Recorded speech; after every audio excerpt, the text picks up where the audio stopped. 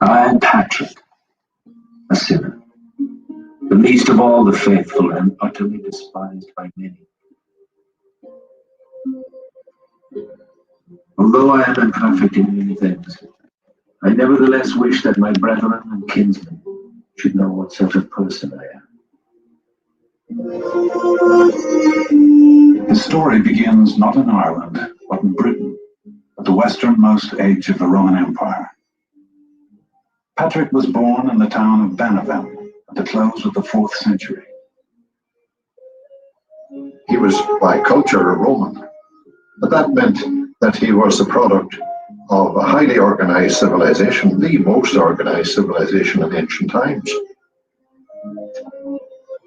Patrick was the son of a Roman nobleman, so he grew up in a household of wealth.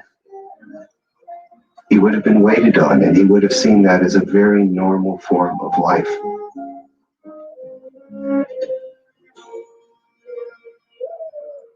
It was a way of life that would not endure. Christianity had become the empire's official religion, but Patrick was one of many who strayed. We turned away from God, did not keep his commandments, and did not obey our priests. He didn't practice, he said. We didn't listen to our clergy, who warned us about our salvation. The walls of Banavem could not protect Patrick from the forces that lurked beyond. His life of ease and comfort would come to an end in a brutal twist of fate.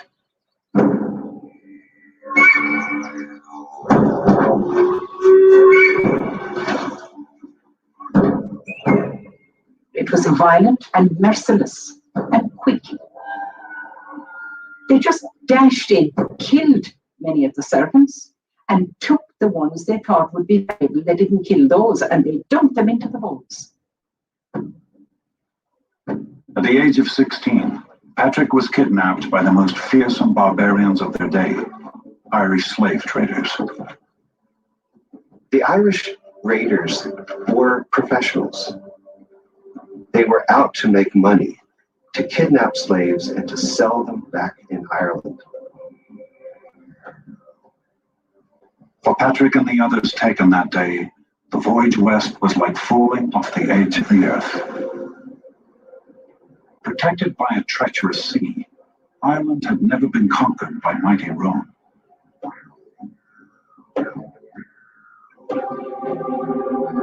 Its sheer cliffs kept at bay all but the most fearless pirates and slave traders.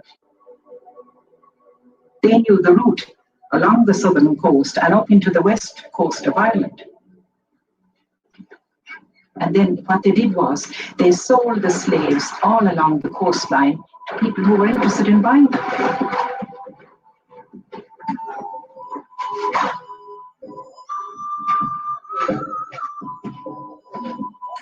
Patrick knew his fate. Nobody escaped from Ireland. Nobody ever made it back to Britain. He thought he'd never again see home. Everything was gone. Now he was a slave.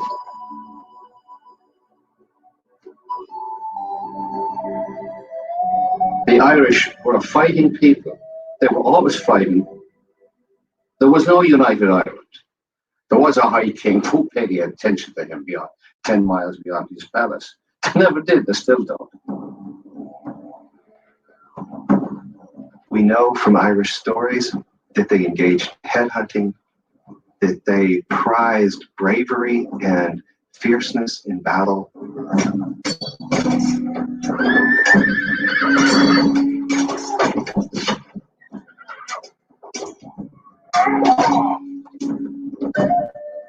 The more heads you could cut off as a warrior, the better. The soul was believed to be contained within the head. So to take the head of your enemy was literally to almost take their soul.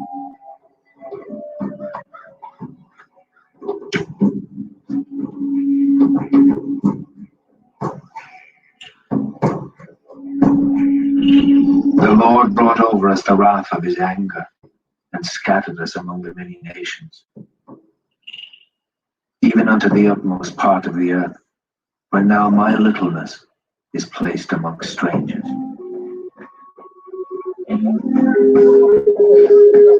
Patrick's savage captors sold him to the chieftain of a remote Irish realm.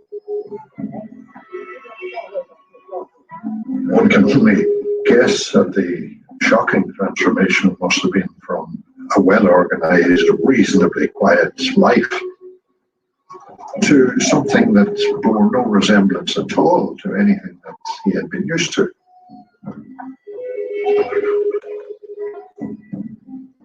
This is what is the measure of the man. Many a human being would have collapsed, psychologically collapsed, just to cast off in the lowest strata of society. Patrick didn't. Patrick survived. But his life as a slave and outcast had just begun. Darker days lay ahead.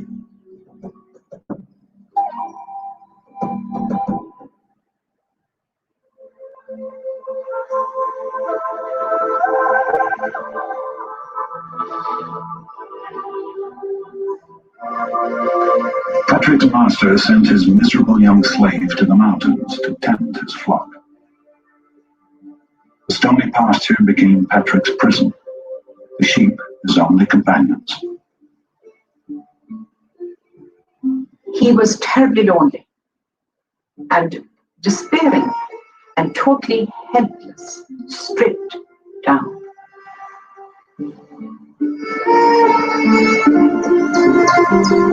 As the months turned into years, Patrick lost all hope of ever going home again. He faced his hunger and his terror alone. The amazing thing is how he survived at home. It was perfectly clear that he was thrown back on the only stable and powerful influence in his life, which was his Christian religion.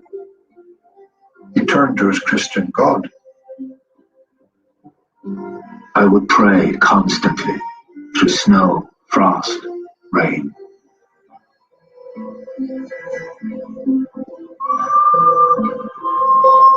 He says he would pray up to 100 times a day, and as often again during the night.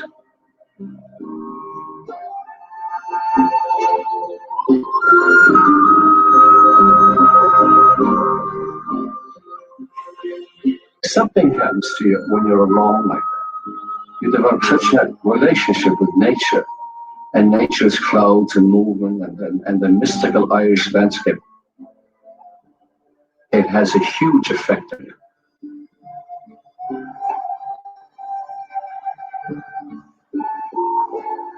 The love of God and his fear came to me more and more, and my faith was strengthened.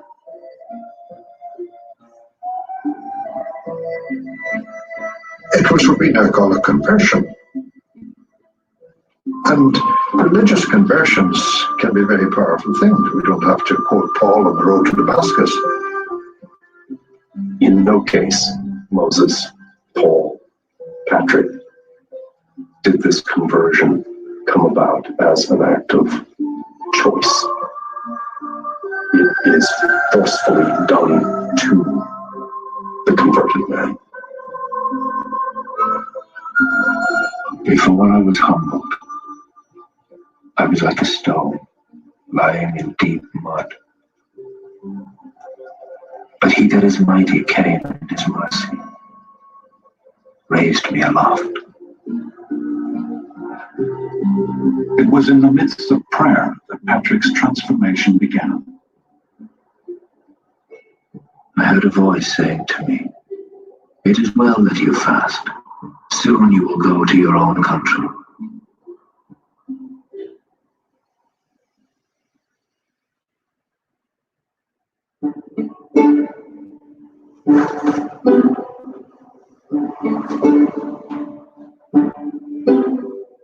Soon you will go to your own country. How could he go to his own country as a slave? How could he get out of Ireland? Where would he go? Again, after a short while, I had a voice saying to me, "Behold, your ship awaits you." It was not near, at a distance of perhaps 200 miles. I had never been there, nor did I know a living soul there.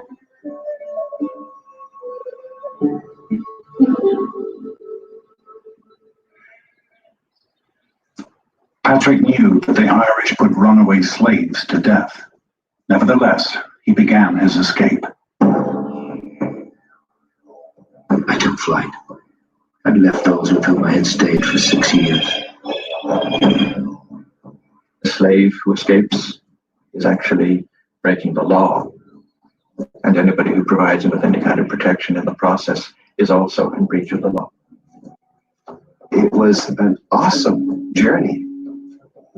He was coming from the northwestern part of Ireland, and he had to journey across the entire island. He had to avoid any sorts of settlements. He may have traveled at night, anything to avoid attention. I went in the strength of God, who directed my way to my good, and I feared nothing. He had learned to trust in God in a way that's unimaginable to most people.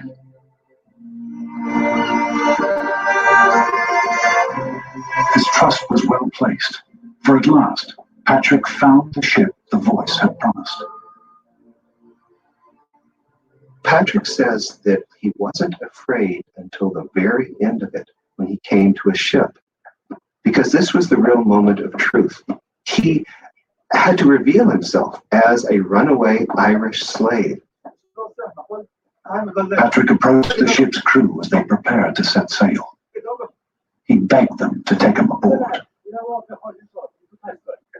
The ship captain wasn't going to have him, but he doesn't give up because he's had this dream that says you're going to get home. I left them, and as I went, I began to pray.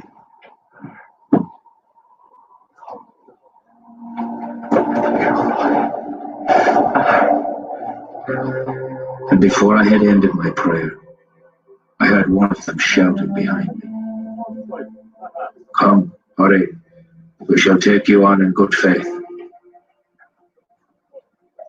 I believe that his spirit even then was crying out in my behalf.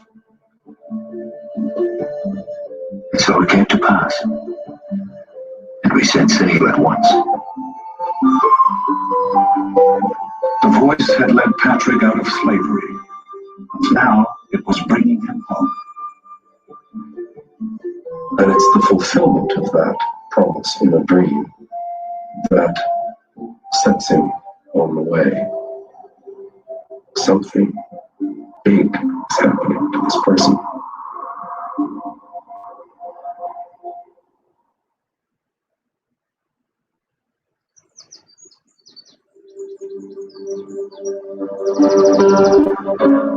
At the dawn of the 5th century, after 6 years of bondage, Patrick found his way home to Bannerman.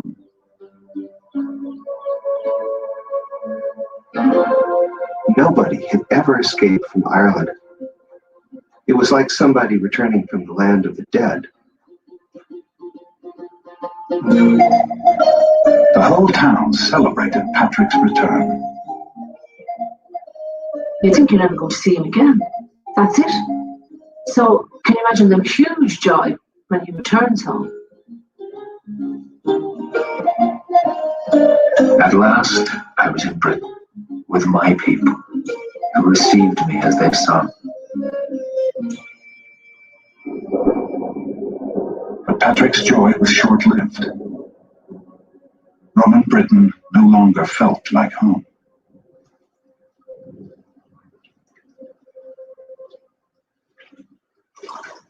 Even after his return to civilization and his life of relative, at least, ease, the Irish kept bugging Patrick. it just didn't get out of his mind. Because in their midst, in spite of all that he had endured among them, he had found what was to be the overwhelming power of his entire life. As he recovered from his enslavement and escape, Patrick heard the voice again. One night, in a vision, an Irishman came to him and handed him a scroll.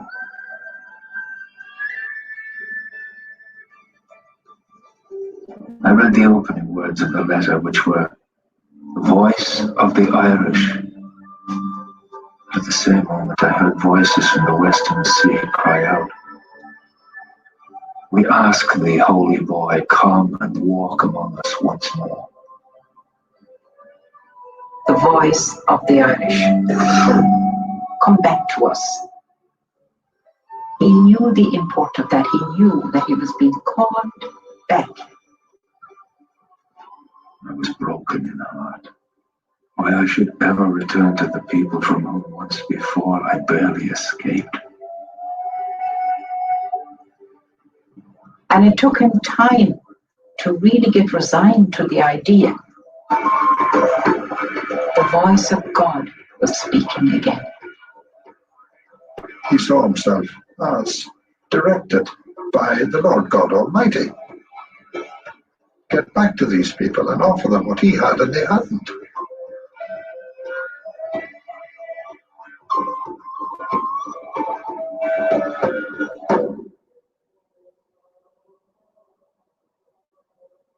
To preach among the Irish, Patrick knew he must first make up for the years of schooling his enslavement had cost him. He donned clerical robes and trained for the priesthood. But his lack of learning haunted him.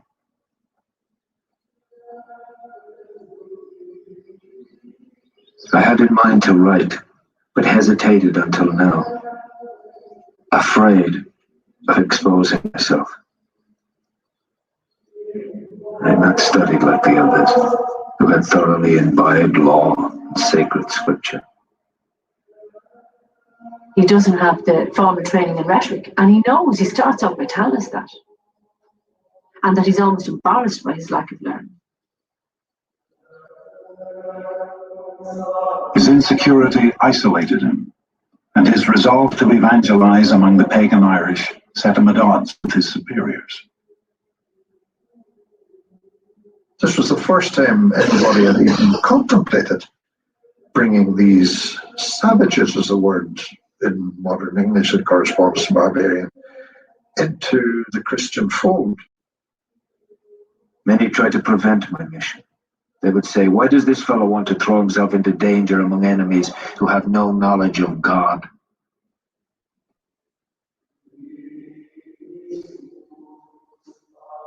But Patrick's will was unshakable. After decades of struggle, he proceeded from deacon to priest.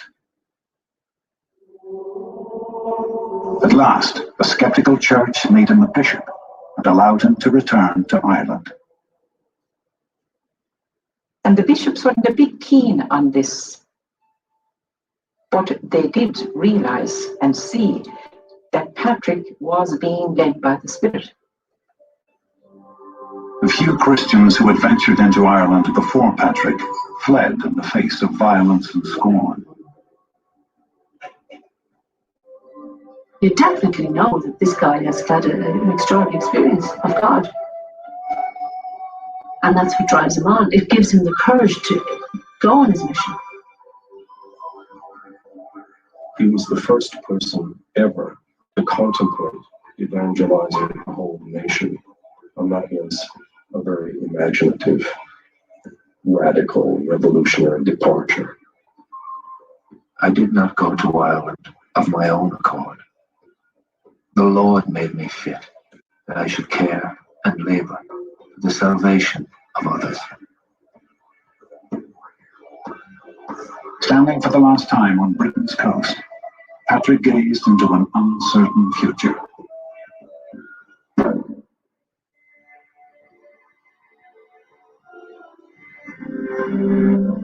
In the year 432, Patrick sailed back to the land of his captivity to embark on a mission no one else thought possible. 99.9% of human beings go with the flow. And it's only here and there in history that somebody emerges right against the current, faces a completely new world, and finds the resources to do it.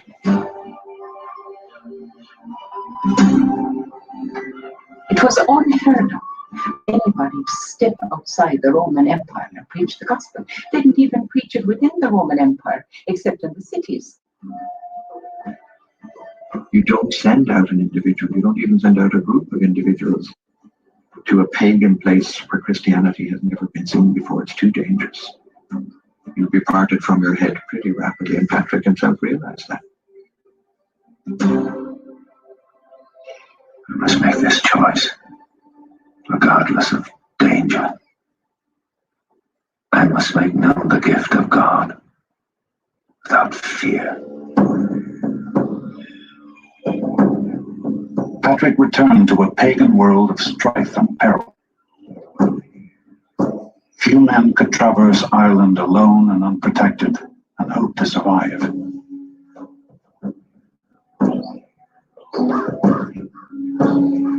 Can you imagine somebody who's been in bondage wanting to go back to convert the owners, his former masters? That's the big mystery about Patrick. What brought him back to Ireland? You'd think he would have had his fill of it, but back he went. Greedy kings and warring tribes had carved the land into a multitude of fiefdoms. What saved Patrick's life was his generosity and the language he had learned as a slave. He knew how things worked. He knew that it was a society of gift giving. He would have brought something valuable in order for the king to give at least his protection. So he knew that he would have to get in with the king before he'd be accepted. He wasn't more than minding sheep and cattle and all the rest of it. He wasn't the lie of the land. Having obtained safe passage, it now fell to Patrick to persuade the Irish to give up their traditional beliefs. Their ancient gods and goddesses embodied the elemental forces of nature. They were all-powerful and had held sway over the Irish for more than 1,000 years. The Irish had never even thought about the idea of a single deity before. So that was his first hurdle, to say to the Irish people that there really is a God.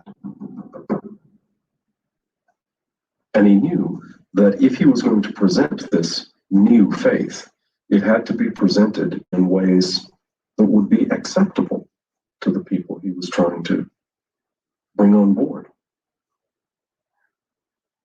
The landscape teemed with the spirits of Celtic deities, imbuing Ireland's rivers and lakes with special magic. Water is always seen in our folklore as threshold place. The river is the place between this world and the other world. It's an in-between place. It's a place where you meet the fairy world. When Patrick led the Irish to their rivers to meet his God, they followed, for water to them was sacred. He has learned how to insinuate new ideas into an existing structure. He did not scorn their traditions, but merged them into his own faith. He introduced the Irish to a loving and merciful God, and to the ideal of selflessness through the stories he told about Jesus. He must have done a good job of presenting Jesus. This man who wandered around was crucified. They must have liked that. They must have been intrigued by the idea of somebody sacrificing himself. And there was Patrick sacrificing himself. I have set thee as a light unto the utmost part of the earth.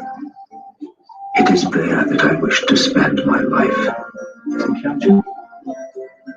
Patrick set out to provide his newfound countrymen with the precious gift of literacy. This would be my glory. For a wise son, the glory of his father. He must have been a hell of a teacher.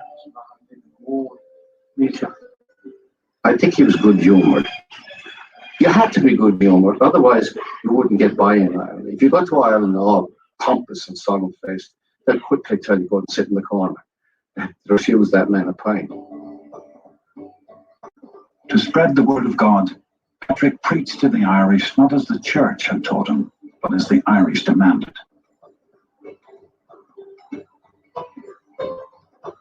He's unique in the history of the church.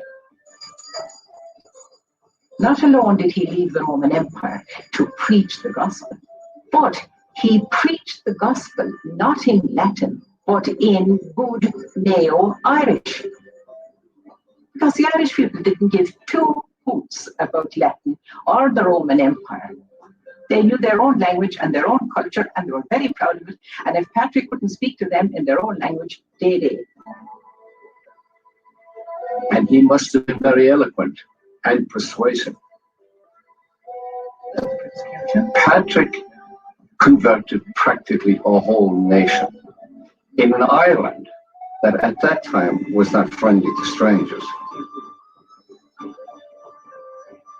This success, which he enjoyed in Ireland, prompted some jealousy among the churchmen of Britain. He was being observed. Somebody is finding fault with him all the time, either because of the little things he's doing, or maybe even bigger still, there are those who say he shouldn't be there at all. Little did Patrick know that in his triumph lay the seeds of his greatest crisis.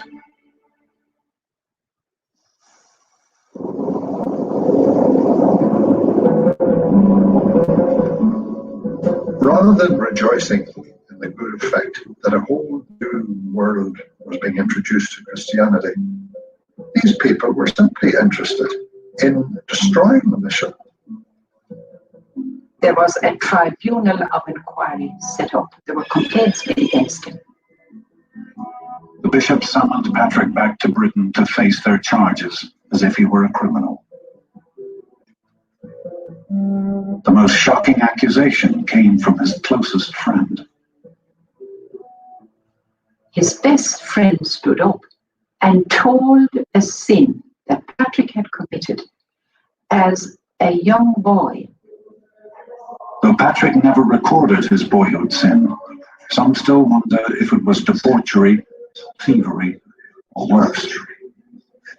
We know that it troubled his conscience severely, and he felt the need to confess it. The man to whom Patrick confessed had once been his staunchest supporter. Now that man was bound never to repeat that. And the awful thing was that this man came out and told this sin before the whole tribunal. To him I had confided my very soul. He let me down before all. This sin was used as a pretense by the bishops of Britain to try to get him kicked out of Ireland. When I was accused on that day, was I struck so that I might have fallen now and for eternity? Here are his people degrading him. It was a big shock. And Patrick was crushed under the heel, as he said. He sank into such a depth of despair and depression that he didn't think that he was ever going to get out of it. He nearly lost the faith.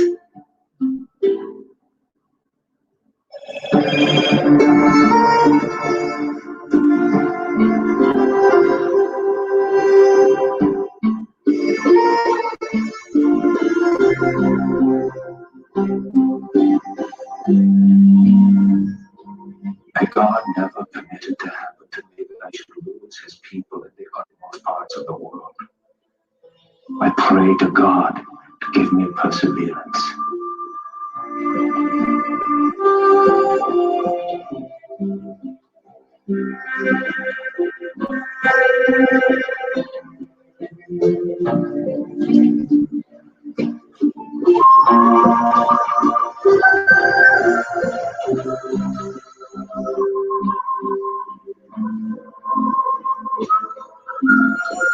I saw my own face with shameful words of accusation written around it. But then I heard God's voice saying to me, "We are very angry that my chosen one has been criticized." The voice didn't say, "You are angry," but "We are angry," as if God were speaking for both of us.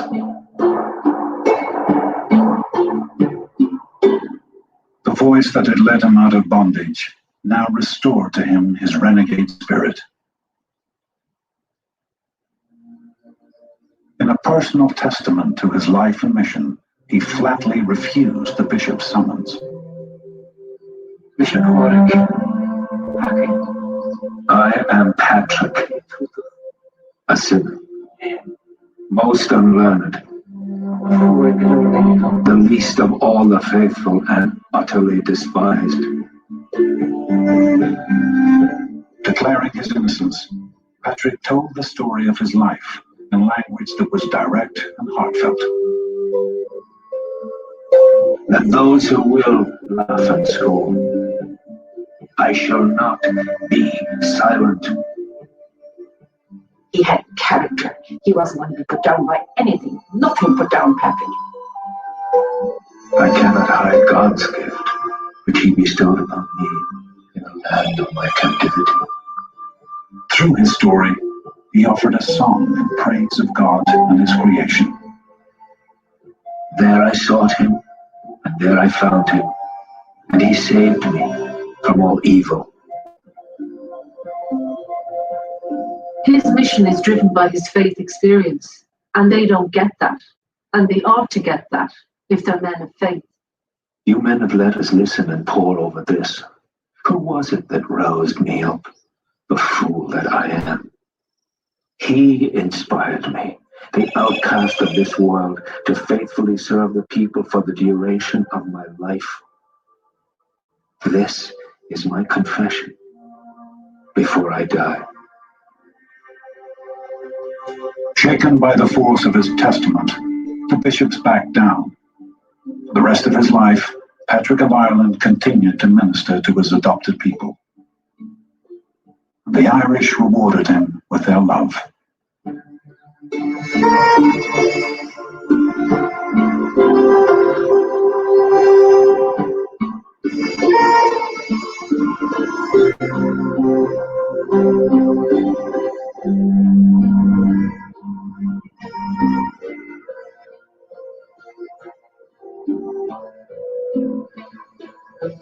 At the time of Patrick's death in the mid-5th century, Western Europe was in chaos. The Roman Empire was burning at the hands of barbarians. The Dark Ages were about to descend upon all of Europe. But the Irish church Patrick founded continued to flourish. All over Ireland, his followers raised stone crosses 3 men high, announcing the success of the new faith. They were not gravestones, but illustrations of biblical stories that even the illiterate could understand.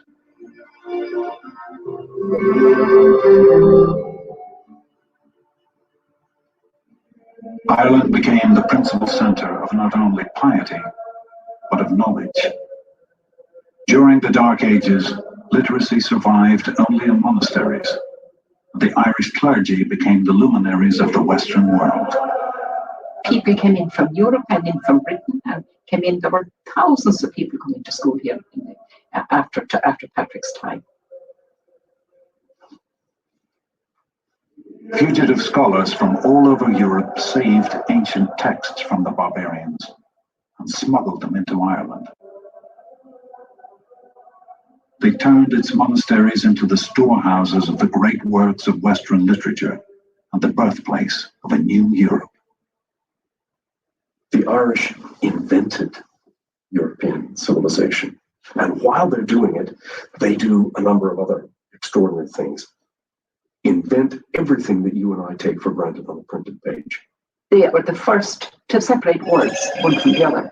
Up to that, words were all stuck together. The Irish separated words. And they developed ideas like paragraphs and the difference between uppercase and lowercase, and just this huge explosion of creative activity. Irish monks copied and illuminated the classical works of Western civilization. The most glorious of these manuscripts, the Book of Kells, depicts the four Gospels. The monks who created it included whimsical allusions to monastic life, along with their own caricatured self-portraits. These pages honor their warmth and humanity and their playful sense of humor. The Book of Kells intertwines Christian and Celtic imagery, uniting Patrick's Ireland with its pre-Christian past.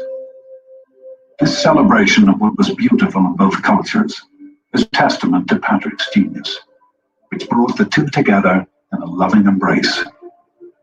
7th century legend produced a Patrick, which is really the Patrick that most of us know. Well, the church has tried to make him a standard bishop by dressing him up with mitre and sceptre, more or less, as a standard continental-style Orthodox bishop would be. An ambitious Irish church seized Patrick's legacy. They circulated among the faithful fables and miracles chronicled by Murray, Patrick's first official biographer. One of the most famous legends describes Patrick's triumph atop the Hill of Slain, where he lit the first Easter fire on a sacred pagan holiday. When the furious king retaliated, Patrick made himself and his retinue disappear. They weren't trying to be deceptive and trying to make up imaginary stories about Patrick, but Patrick to them was a hero, and they wanted their hero to have the same quality as all of the other great Christian saints and be able to work miracles and to do wonderful things. St. Patrick was said to have chased all the snakes out of Ireland. And though he did rid Ireland of the serpentine spirit of paganism, there had not been a snake in Ireland since the Ice Age. Irish folklore married the familiar three-leafed shamrock to Patrick's tail. Legend claims he used this sacred plant of the Druids to explain the Holy Trinity, Father, Son, and Holy Spirit. We don't have any good evidence that Patrick ever used a shamrock in his explanations of the Trinity. He might have, but we just don't know. But Patrick's life was legend and miracle enough. He electrified people with his teachings, and he still inspires thousands to journey across Ireland to pay him homage. Down Cathedral in County Down claims to be Patrick's final resting place. But so does Seoul, where Patrick is said to have founded his first church. Croagh Patrick in County Mayo marks the spot where legend claims Patrick spent 40 days and nights communing with God and banishing the demons. For hundreds of years, pilgrims have climbed the mountain as an act of penance. On the last Sunday in July, thousands still ascend the mountain to honor Ireland's most famous saint. I suppose wherever the Irish went, they brought him with them, this figure of St. Patrick. And I assume that the great St. Patrick's Day parade on the 17th of March is a direct descendant of that. The first St. Patrick's Day parade was organized by homesick Irish immigrants in America. Over 200 years ago, on the traditional anniversary of St. Patrick's death, Irish soldiers in the colonial army marched through the streets of New York to pay Patrick loving and joyful tribute. Today, on March 17th, in cities around the world, more than 50 million people gather. Both Irish and not, they celebrate St. Patrick with annual parades and festivities he could never have imagined. if Patrick were to come back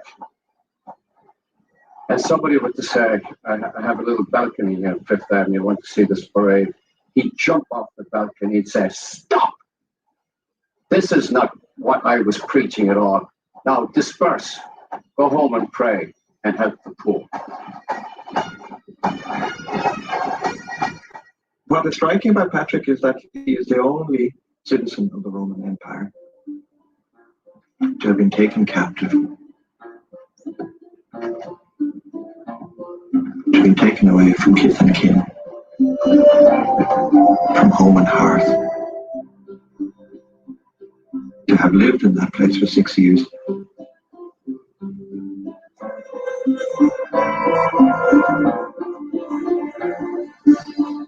To have escaped from it.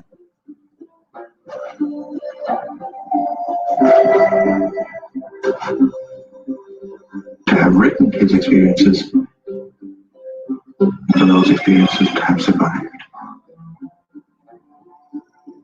There's nothing like it anywhere in the world. Not just in terms of Irish history. This guy is absolutely exceptional. So we have seen it, and so it has been fulfilled. However ignorant I was, I dared to preach his gospel for a testimony to all nations. I pray whosoever deigns to look at this writing, which Patrick, the sinner, has composed in Ireland, let this be your conclusion. It was the gift of God.